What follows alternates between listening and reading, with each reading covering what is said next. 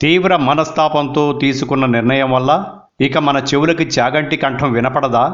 ఇది చాలా బాధాకరమైన విషయమే అయినా ఇది నిజమనే వార్తలే వస్తున్నాయి.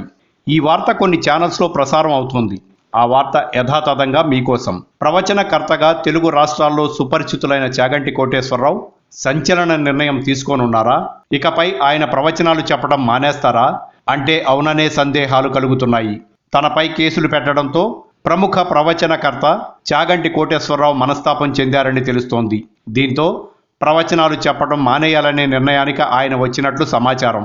ఈ మేరకు ఆయన కుటుంబ సభ్యులతో చర్చిస్తున్నట్లు తెలుస్తోంది.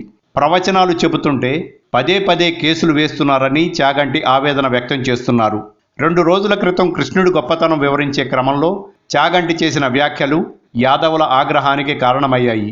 దీంతో హైదరాబాద్, విశాఖపట్నం, విజయవాడ ఇలా తెలుగు రాష్ట్రాల నలుమూలలా తమ మనోభావాలు దెబ్బతిన్నాయంటూ అఖిల భారత యాదవ సంఘం ప్రతినిధులు పోలీసులకు ఫిర్యాదు చేశారు.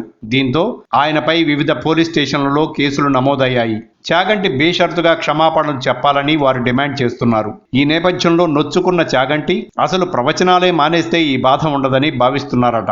అసలు చాగంటి ఏం మాట్లాడారన్నది ఓసారి పరిశీలిస్తే ఇటీవల ఆయన ఓ బహిరంగ వేదికపై ప్రవచనాలు చేస్తున్న వేళ శ్రీకృష్ణుడి గురించి మాట్లాడారు.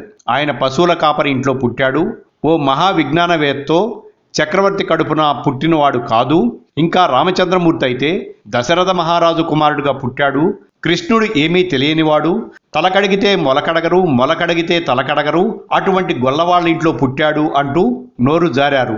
ఈ వివాదాస్పదమైన వ్యాఖ్యలపై మండిపడుతున్న యాదవ సంఘాలు ఆయనపై కేసులు పెడుతున్నాయి. Like and subscribe Eagle Media Works.